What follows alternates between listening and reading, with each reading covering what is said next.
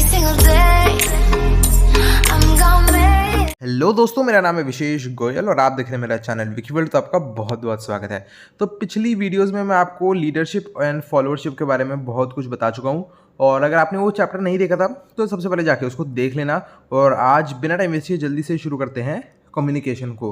और आज की वीडियो में मैं आपको दो चीज़ें बताऊंगा, कम्युनिकेशन जिसमें आपका कंसेप्ट और नेचर होगा, दूसरा प्रोसेस ऑफ कम्युनिकेशन। तो सबसे पहले शुरू कर लेते हैं इंट्रोडक्शन के साथ। अब कम्युनिकेशन क्या है, ये हर ऑर्गेनाइजेशन में होती है, ज़रूरी भी है। कोई ऑर्गेनाइजेशन बिना इफेक्टिव कम्युनिकेशन के एग्जिस्ट नहीं कर सकती। कम्युनिकेशन एक ऐसा मैनेजरियल स्किल है जो इफेक्टिव लीडिंग और जो लोग काम कर रहे हैं उनकी मोटिवेशन के लिए बहुत ज़रूरी है। एक मैनेजर जो एक इस पोजीशन है कि वो कम्युनिकेट कर पाए अच्छे तरीके से, तो उसको अपने सबॉर्डिनेट्स का ज़्यादा अच्छा कोऑपरेशन मिलता है ऑर्गेनाइजेशन के ऑब्जेक्टिव्स की तरफ। सिर्फ नेचर और इम्पॉर्टेंस नहीं पढ़नी है कम्युनिकेशन की इंडस्ट्रियल ऑर्गेनाइजेशन में, हम ये भी पढ़ेंगे कि क्या बैरियर्स होते हैं इफेक्टिव कम्युनिकेशन को और कैसे उनको ओवरकम किया जा सकता है। तो सबसे पहले बात करते हैं concept and nature of communication की। सबसे पहले जानते हैं कम्युनिकेशन है क्या। जो शब्द कम्युनिकेशन है ये लैटिन वर्ड कम्युनिस से आया है, जिसका मतलब होता है कॉमन। एक अगर इंसान जो कम्युनिकेशन को अफेक्ट करता है उसमें क्या है कि उसको एक कॉमन ग्राउंड उसने इस्टेब्लिश किया है अंडरस्टैंडिंग का। मतलब कि कम्युनिकेशन जो है उसमें एक कॉमन आइडिया इम्पार्ट करना होता है, और वो सारे टाइप्स ऑफ बिहेवियर जो है, जो भी उससे रिजल्ट होते हैं, वो उनको इंक्लूड करती है। इंडिकेट करता है कि जो वेरियस फैक्टर्स हैं वो कम्युनिकेशन के प्रोसेस में घुसते चले जा रहे हैं। जो कम्युनिकेट वो है कम्युनिकेटर या फिर सोर्स ऑफ इंफॉर्मेशन, रिसेप्टर या receiver of information, content of communication और मैनर ऑफ कम्युनिकेशन। अब जो कम्युनिकेशन है ब्रॉड सेंस में इसका ये मतलब है कि कुछ कम्युनिकेट करना, और जो मैनर है कम्युनिकेशन का वो भी, ये दोनों चीज़ें कम्युनिकेशन में आती है। मैनर ऑफ कम्युनिकेशन क्या क्या हो सकता है, लेटर, नोटिस या circular, email, voice mail, fax, SMS etcetera. अब हडसन के according communication in its simplest form is conveying of information from one person to another. एक से दूसरे तक इंफॉर्मेशन कन्वे करना इज कम्युनिकेशन। एलन के शब्दों में communication is the sum of all the things one person does when he wants to create understanding in the mind of the another. It is a bridge of meaning. It involves a systematic and continuous process of telling, listening and understanding. भैया जब एक इंसान चाहता है कि वो दूसरे के दिमाग में एक अंडरस्टैंडिंग क्रिएट करे, तो जो जो चीज़ें वो करता है वो कम्युनिकेशन है। ये ब्रिज है मतलब का, मीनिंग का। ये सिस्टमैटिक और कंटिन्यूअस प्रोसेस होता है टेलिंग, लिसनिंग और अंडरस्टैंडिंग का। ठीक है, तो कम्युनिकेशन जो है आप उसको एक इंटरचेंज की तरह समझ सकते हो। किसका इंटरचेंज? थॉट का, इंफॉर्मेशन का, जो म्यूचुअल अंडरस्टैंडिंग और कॉन्फिडेंस लाता है। ये इंफॉर्मेशन इंटरकोर्स जो है ये कैसे होती है? वर्ड से, लेटर से, सिंबल से, मैसेजेस से। ये एक्सचेंज है फैक्ट्स का, आइडियाज़ का, व्यू पॉइंट्स का, जो लाता है इंटरेस्ट, पर्पस और एफर्ट्स की कॉमननेस को बताता है। जो सक्सेस है मैनेजर की डिपेंड करती है टू अ ग्रेट एक्सटेंट कि वो उसकी कितनी एबिलिटी है कम्युनिकेट करने की। थियो हैमन ने कम्युनिकेशन को बोला है ये फंडामेंटल है और वाइटल है हर मैनेजरियल फंक्शन पे। कम्युनिकेशन जो है कि प्रोसेस है इंफॉर्मेशन पास करने का और एक समझने का, अंडरस्टैंड करने का एक इंसान से दूसरे इंसान तक। ये होता है दोनों के बीच में। ये प्रोसेस है आइडियाज़ इम्पार्ट करने का और एक को उसको ना अपने आप को समझाना कि भाई तुम मेरी बात समझ पा रहे हो, दूसरे लोगों को वो अपने आप को समझवाता है। ठीक है, अब बात करते हैं फीचर्स ऑफ कम्युनिकेशन की। तो कम्युनिकेशन आप समझ गए हो क्या है, ये टू वे प्रोसेस है। ठीक है, जहाँ पे आपको कुछ रिस्पांस मिलता है रिसीवर से। तो इससे हम कुछ फीचर्स सम अप कर सकते हैं, 5 हैं। पहला, कम्युनिकेशन में एटलीस्ट 2 लोग तो होते हैं, एक जो मैसेज भेज रहा है, दूसरा जो मैसेज ले रहा है। दूसरा पॉइंट, कम्युनिकेशन एक टू वे प्रोसेस है। ये सेंडर से शुरू होता है और रिसीवर तक पहुंचता है, जो इन टर्न फीडबैक भेजता है सेंडर को। तीसरा, जो बेसिक पर्पस है कम्युनिकेशन का वो ये है कि जो जिसको इन्फॉर्मेशन मिल रही है उसके दिमाग में अंडरस्टैंडिंग क्रिएट करना। जो कम्युनिकेशन का प्रोसेस है वो पूरा तब तक नहीं होता जब तक मैसेज जो है रिसीवर समझ नहीं जाता। अंडरस्टैंडिंग जो है काफ़ी एसेंशियल पार्ट होता है कम्युनिकेशन का, पर इसका ये मतलब नहीं है कि वो एग्री कर रहा है आपकी बात को। फोर्थ पॉइंट है, कम्युनिकेशन के अलग अलग तरीके हो सकते हैं, order, instruction, report, suggestion, grievance, observation etcetera. जो मैसेज जो कन्वे किया जा रहा है, जो आप शब्द बोलते हो या लिखते हो या गेस्चर्स जो होते हैं, इनके थ्रू मैसेज भेजा जाता है। 5वां पॉइंट है, कम्युनिकेशन जो है ये परवेसिव फंक्शन होता है मैनेजमेंट का, और हर लेवल के मैनेजर्स जो हैं वो इफेक्टिव कम्युनिकेशन पूरी अचीव करने के लिए कोशिश करते हैं। अब इसमें तीसरा है पर्पस ऑफ कम्युनिकेशन, मतलब तीसरा टॉपिक, ठीक है। फीचर ऑफ कम्युनिकेशन हो गया, बात करते हैं पर्पस ऑफ कम्युनिकेशन की। अब बेसिक पर्पस क्या है कम्युनिकेशन का, कि इन्फॉर्मेशन आप दो और लो, ऐसी इन्फॉर्मेशन जो कि जो कम्युनिकेटर है और जो रिसीव कर रहा है इन्फॉर्मेशन, उन दोनों के इंटरेस्ट में हो, ठीक है। जो एक गुड कम्युनिकेटर क्या होता है, वो हमेशा अटेम्प्ट करता है कि वो अपने आइडियाज़ और इन्फॉर्मेशन ट्रांसमिट करे ताकि फेवरेबल इम्प्रेशन आए रिसीवर के माइंड में। इफ़ेक्टिव कम्युनिकेशन में सिर्फ मैसेज भेजना नहीं होता, सिर्फ ये नहीं होता कि रिसीवर ने मैसेज वो क्या कहते हैं, उसने मैसेज सुन लिया, उसको समझना भी होता है, एक्सेप्ट करना, एक्शन देना उस पर कुछ, ये सब इंक्लूडेड होता है। मैसेज को समझना रिसीवर के द्वारा काफ़ी इंपॉर्टेंट पार्ट है अच्छे कम्युनिकेशन सिस्टम का। एक इंडस्ट्रियल ऑर्गेनाइजेशन में जो कम्युनिकेशन सिस्टम है उसे आप कैसे रहते हो कि वो ना अल्टीमेटली जो है वो ह्यूमन रिलेशंस को इम्प्रूव करता है। यहाँ पे जो वर्कफोर्स है वो वेल इन्फॉर्म्ड रहती है, ग्रेटर डिग्री ऑफ कंसल्टेशन रहती है हर लेवल पे, और एक एटमॉस्फेयर रहता है म्यूचुअल कॉन्फिडेंस का, ठीक है। ग्लोवर ने कुछ इंपॉर्टेंट पर्पस बताए हैं कम्युनिकेशन के, 8 पॉइंट्स हैं। पहला कहता है कि एम्प्लॉयज़ को कंपनी के जो प्रोग्रेस है उससे इन्फॉर्म रखना। दूसरा, एम्प्लॉयज़ को ऑर्डर्स और इंस्ट्रक्शंस देना जो उनकी ड्यूटी से कनेक्टेड है। तीसरा, इंफॉर्मेशन जो है एम्प्लॉयज़ को देना और लेना, जिससे जो है मैनेजमेंट अपना काम बेहतर कर सकती है।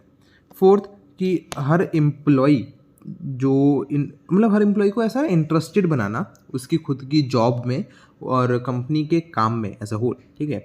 फिफ्थ पॉइंट, कि मैनेजमेंट का जो इंटरेस्ट है लोगों में, मतलब कि वो क्या चाहते हैं, वो एक्सप्रेस करना। छठा पॉइंट, लेबर टर्नओवर को रिड्यूस करना, प्रिवेंट करना। सातवां पॉइंट, कि जो एम्प्लॉयज़ हैं उनको आपको क्या करना है कि ऐसे मोटिवेट करना है इस तरीके से कि वो खुद से काम करने की इच्छा रखें और उनको पता चले कि कंपनी से जुड़े रहने से उनको क्या क्या बेनिफिट्स होने वाले हैं। आठवां पॉइंट, कि हर एम्प्लॉय को आप पर्सनल प्राइड से भर दो कि भैया वो कंपनी का मेंबर है, इसीलिए ये बहुत अच्छी बात है, प्राइड की बात है।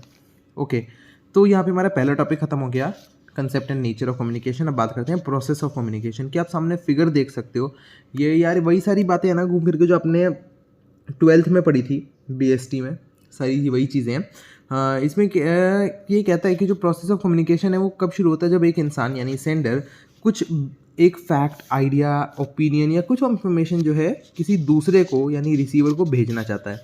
ये जो फैक्ट है, आइडिया या इंफॉर्मेशन है, उसका मीनिंग होना चाहिए सेंडर के लिए, चाहे वो सिंपल हो, कंक्रीट हो, कॉम्प्लेक्स हो, एब्स्ट्रैक्ट हो, ठीक है। अभी क्या है, जो नेक्स्ट स्टेप है कि जो रिसीवर है जिसको मिलती है, नहीं सॉरी, नेक्स्ट स्टेप ये है कि आप जो मैसेज है उसको एक लैंग्वेज में कन्वर्ट करो जो एक आपके आइडिया को रिफ्लेक्ट करती है, ठीक है। आपने उसको कुछ बोला कि हाँ, आपने डिसाइड किया हाँ भाई मैं ये बोलूँगा, तब सामने वाले को समझ आएगा, तो मैसेज को एनकोड किया जा रहा है।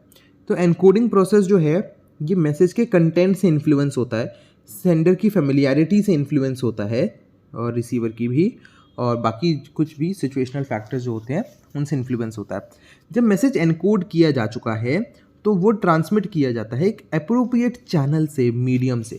कॉमन चैनल्स जो हैं वो मीटिंग्स हो सकती हैं, memos, letter, reports, email, telephone calls वगैरह वगैरह। जब मैसेज रिसीव कर लिया जाता है तो उसको डिकोड किया जाता है, यानी जो रिसीवर है वो मैसेज को मीनिंगफुल टर्म्स में क्या कहते हैं, ट्रांसलेट करता है कि वो समझ पाए, जो उस सामने वाले ने बोला उसको समझने की कोशिश करता है, ठीक है ना।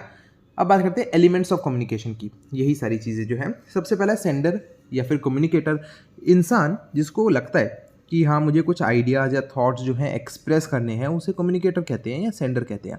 जब वो मैसेज इनिशिएट करता है तो जो कम्युनिकेटर है वो अटेम्प्ट करता है कि वो जो रिसीवर है उसके दिमाग में अंडरस्टैंडिंग क्रिएट कर सके और चेंज जो है अचीव कर सके। दूसरा, एनकोडिंग ऑफ मैसेज। अब मैसेज जो कि सब्जेक्ट मैटर होता है किसी भी कम्युनिकेशन का, ये कोई फैक्ट हो सकता है, आइडिया हो सकता है, इन्फॉर्मेशन हो सकता है, ये जो है कम्युनिकेटर के माइंड में एग्जिस्ट करना चाहिए अगर कम्युनिकेशन टेक प्लेस करनी है। तो अभी एनकोडिंग जो है ये एक ऐसा प्रोसेस है कि इससे जो सेंडर है अपने थॉट्स को, आइडियाज़ को ट्रांसलेट करता है अप्रोप्रिएट मैसेज में। वो मीडियम यूज़ करता है जो सेंडर और रिसीवर के बीच में शेयर किया जाता है। एनकोडिंग जो है वो कैसे गाइड किया जाता है, जो सेंडर की खुद की कम्युनिकेशन स्किल्स हैं उनके बेसिस पर, और वो अपना एस्टिमेट लगाता है रिसीवर के कम्युनिकेशन स्किल्स पे कि भाई वो मेरी भाषा समझ पाएगा या नहीं। एनकोडिंग एक तरीके से एक मेथड है एक स्ट्रक्चर्ड मैसेज प्रोवाइड करने का, जहाँ पे आप shared codes of communication use करते हो, बेसिकली मीडियम जो होता है आपका उसे यूज़ करते हो, जो वर्बल भी हो सकता है, नॉन वर्बल भी हो सकता है। जो सेंडर ऑफ इंफॉर्मेशन है वो अपने मैसेज को इस तरीके से ऑर्गेनाइज करता है, वो सीरीज ऑफ सिंबल्स हो सकते हैं, पहले ये वर्ड फिर वो वर्ड, साइन अगर वो कोई करता है साइन करके दिखाता है तो पहले ये साइन फिर वो साइन, है ना, साइन लैंग्वेज जैसे कहते हैं। तो इसे इस ऑर्डर में वो ऑर्गेनाइज करता है जिससे उसे लगता है कि उसका मैसेज जो है वो रिसीवर समझ पाएगा। तीसरा पॉइंट है कम्युनिकेशन चैनल। जो कम्युनिकेटर है उसको चूज़ करना होता है चैनल मैसेज या इन्फॉर्मेशन जो है भेजने के लिए। कम्युनिकेशन चैनल एक मीडिया है जिसके थ्रू मैसेज पास किया जाता है। ये एक लिंक है जो सेंडर और रिसीवर को कनेक्ट करती है। एयर, साइट और साउंड जो है इंपॉर्टेंट कम्युनिकेशन चैनल्स हैं। जो रिसीवर है उसको कंसीडर किया जाना चाहिए चैनल सेलेक्ट करते हुए। कुछ लोग जो हैं वो फॉर्मल लेटर्स या कम्युनिकेशन को अच्छे से रिस्पॉन्ड कर पाते हैं जो ऑफिशियली रिकॉग्नाइज है ऑर्गेनाइजेशन के द्वारा, और इनको फॉर्मल चैनल्स कहा जाता है। फिर फोर्थ है रिसीवर। इंसान जो मैसेज रिसीव करता है उसको रिसीवर कहते हैं। तो जो कम्युनिकेशन प्रोसेस है ये रिसीवर के बिना तो एग्जिस्ट ही नहीं कर सकता। भाई अपने मैसेज किसको दोगे, किसको सुना रहे हो, कोई है ही नहीं सुनने वाला, तो कम्युनिकेशन कहाँ से हो रही है। ये रिसीवर है जो आपके मैसेज को रिसीव करता है और उसको समझने की कोशिश करता है। फिफ्थ है डिकोडिंग। डिकोडिंग एक ऐसा प्रोसेस है जिससे रिसीवर जो है वो जो भी सिंबल उसने भेजे हैं, चाहे लिख के भेजो, बोल के भेजो, जो भी है, उससे मीनिंग निकालने की कोशिश करता है।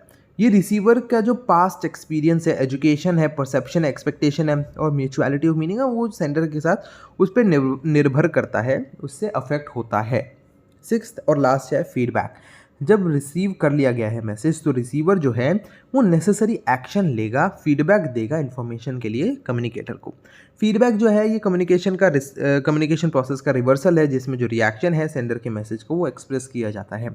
रिसीवर जो है वो सेंडर बन जाता है। फीडबैक जो है पूरा सेम स्टेप्स जाता है जैसे ओरिजिनल कम्युनिकेशन में जा रहा था। यहाँ पे जो डॉटेड लाइन दिखाई थी आपको फिगर में, वो सजेस्ट करती है कि जो फीडबैक है वो ऑप्शनल है और वो किसी भी डिग्री में हो सकता है, मिनिमल से कंप्लीट एक गिवन सिचुएशन में। जनरली जितना ज़्यादा फीडबैक होगा उतनी ज़्यादा कम्युनिकेशन आपकी इफेक्टिव होगी।